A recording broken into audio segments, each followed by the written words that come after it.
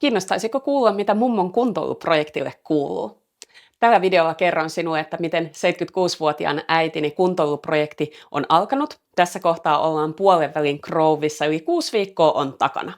Lisäksi annan muutamia vinkkejä siitä, että miten ja milloin kannattaa lisätä vastusta lihasvoimaharjoittelussa. Tähän alkuun pienenä kertauksena, että äidilläni hän oli tavoitteena lisätä sitä lihasvoimaharjoittelua sinne viikoittaiseen arkeen. Aiemmin siis lihasvoimaharjoittelua toteutui muutamia kertoja kuukaudessa ja nyt erityisesti keskitytään sinne jalkojen lihasvoiman kehittämiseen.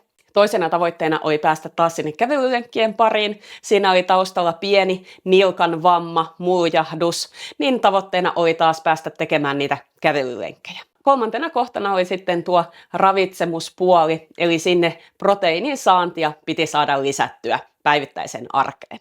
Mutta miten on se ensimmäinen 6 viikkoa sujunut, niin kuullaanpa mummolta ensin kuulumiset tähän kohtaan.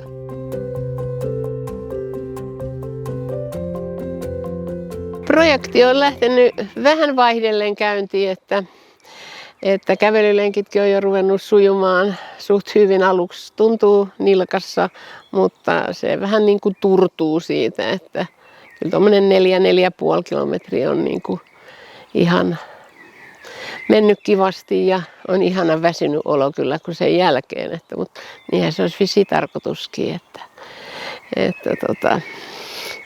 ja kun tämä kesäkin tässä, kyllä tätä nyt kesäksi voi jo sanoa, on tullut, niin ihana kun nuo linnut laulaa siellä ja niin ei siinä mitään, kyllä se ihan kivasti on mennyt.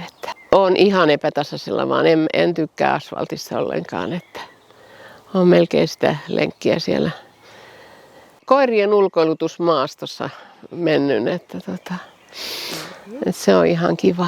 Sauvoilla menen, että se tuo semmoista pikkusen varmuutta jotenkin tuo ja se jotenkin niin kuin selkälihaksillekin ja käsille liikettä, että muuten olisi ajatuksena, että kädet roikkuu vaan tuossa noin ja mä menen, niin sauvat on ihan ok. Mitä nyt täytyy kyllä ostaa uudet, kun sieltä piikki on pudonnut kokonaan pois tois. Mutta niitä on käyttänyt. Vaikka silloin kun ne sain, niin mietin silloin, että en minä sauvoja käytä. Minä käytän vaan sauvoja hiihtäessä. Mutta syön sanani.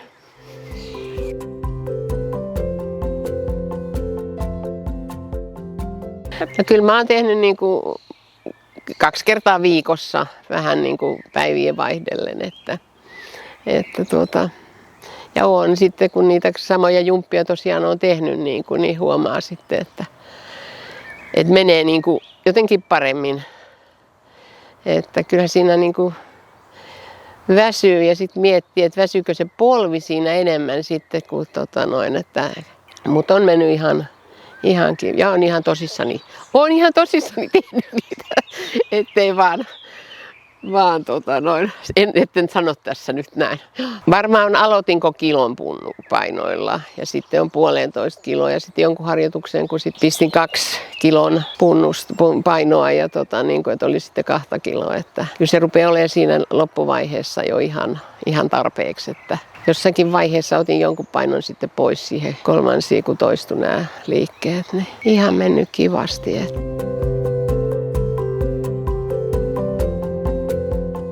Ja nämä syömisetkin on niin kuin, ensimmäiset 2 viikkoa meni niin säntillisesti, mutta pikkusen jossakin kohtaa on vähän herpaantumista ollut, että olen ostanut valmis pastaa 2 koon laatikon, ei mainosteta nyt tässä. Niin,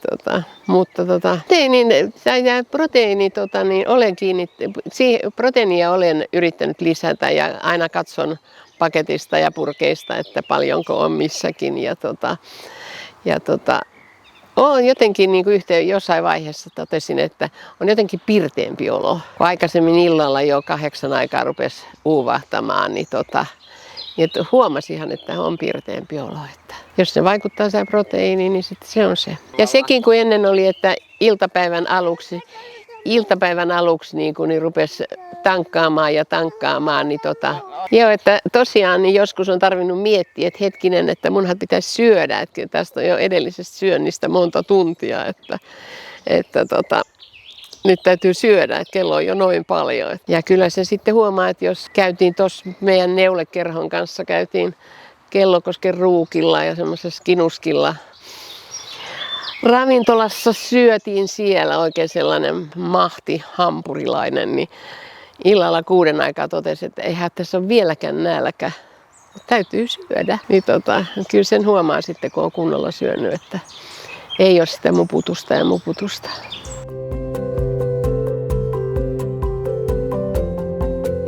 Ja tosiaan että on pari annosta päivässä tätä proteiinijuomaa ottanut, että ihan se hyvältä maistuukin. Proteiinijauheen tai juoman käyttöönotto aluksi tuntuu, että tämähän niille podareille ja muille, mutta ihan suosittelen, että kyllä kannattaa kokeilla ja sitten kun siitä huomaa tosiaan, että siinä on vaikutusta, niin ettei sitä turhaa juo. Kyllä se kaikki mehut ja limut voittaa. Jotain on yrittänyt miettiä, että mihin ne käyttäisi tätä, varsin sitä maitosempaa proteiinijuomaa niin kuin johonkin niin kuin ruoan joukkoon tai leipoisi jotain, vaikka nyt raparperipiirakkaa jos tekisi, niin jos sinne pistäisi jauhojen joukkoon sitä, niin se olisi vähän terveellisempää se raparperipiirakka.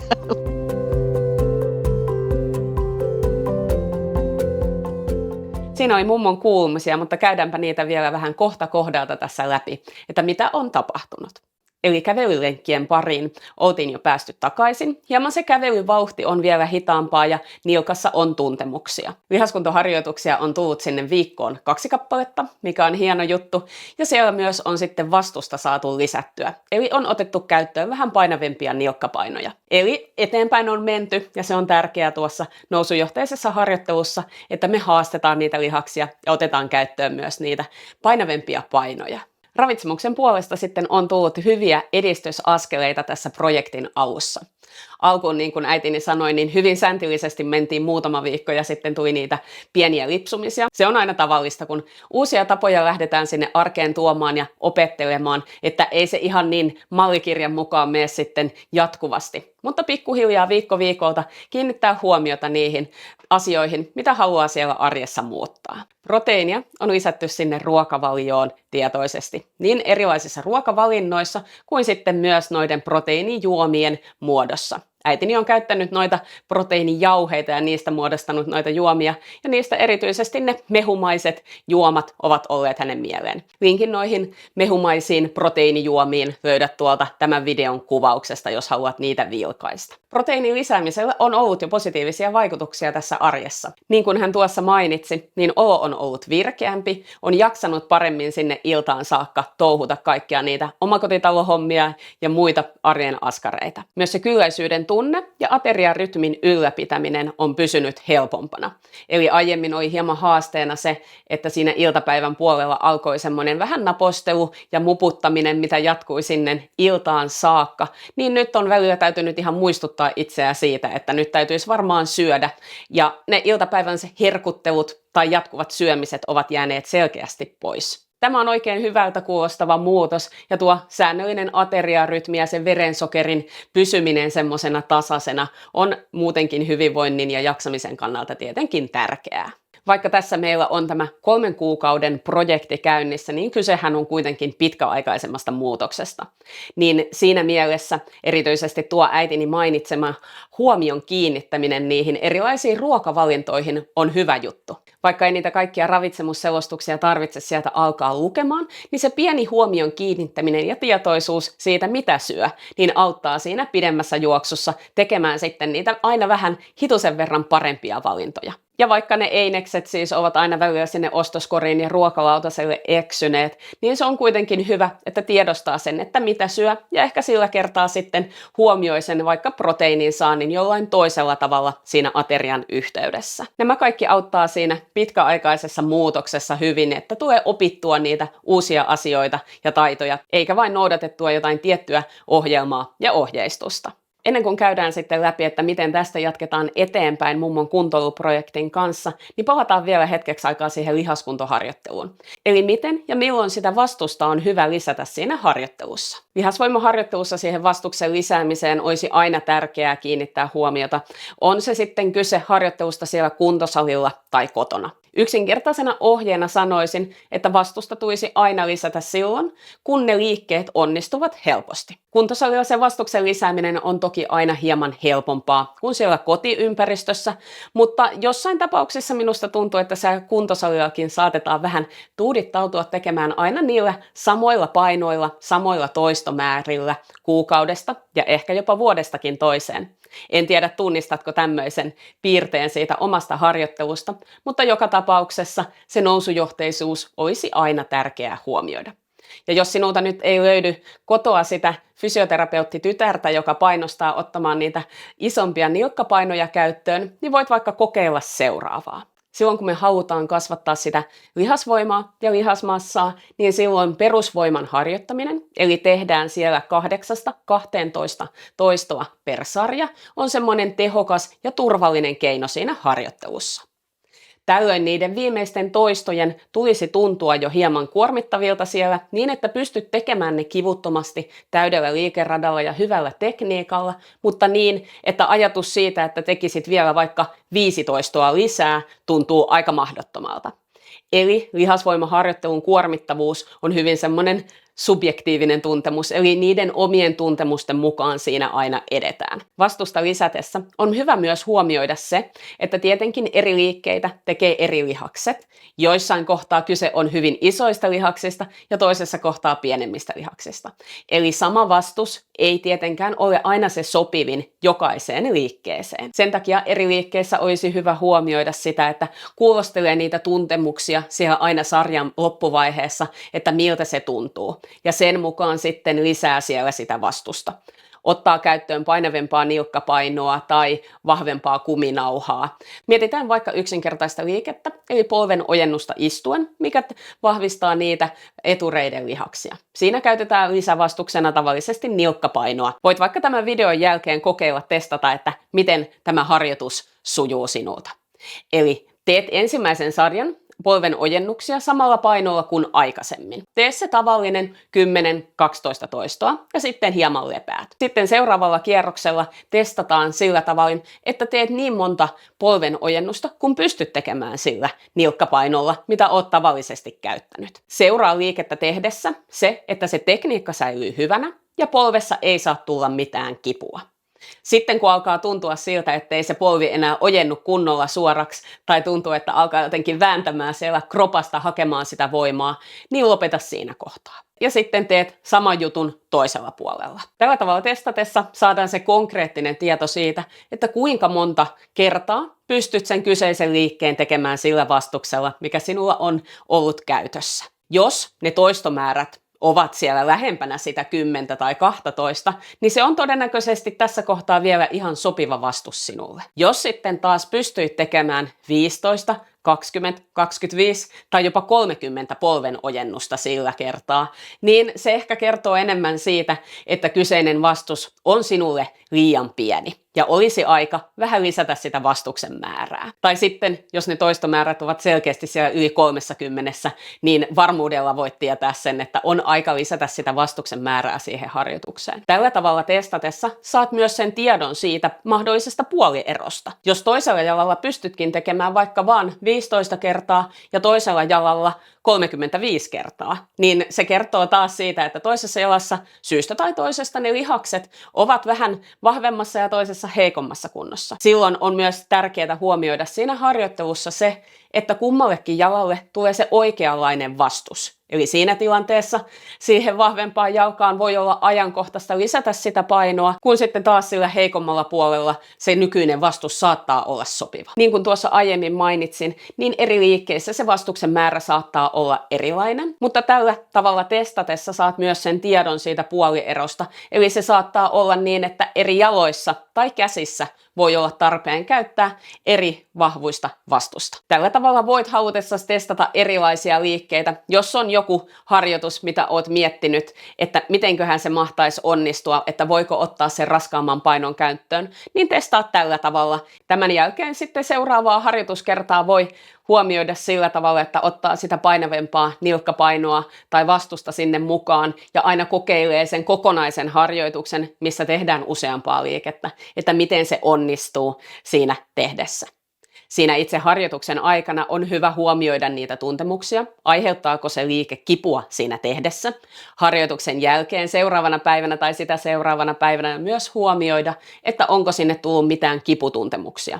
Se tavallinen lihaskipu on sitä normaalia siellä tulevinakin päivinä ja se menee ohi, mutta jos esimerkiksi joku polvinivel tai muuten ärhäköityy, niin se voi olla merkki siitä, että se vastuksen lisääminen oli liian suurta siihen hetkeen. Vinkkinä annan myös sen, että siinä kohtaa kun otat sen painavemman nilkkapainon esimerkiksi käyttöön niissä jalkojen liikkeissä, niin voit hyvin hieman tiputtaa niitä toistomääriä. Eli tähdätä vaikka siihen, että teet 8 toistoa jokaisesta liikkeestä.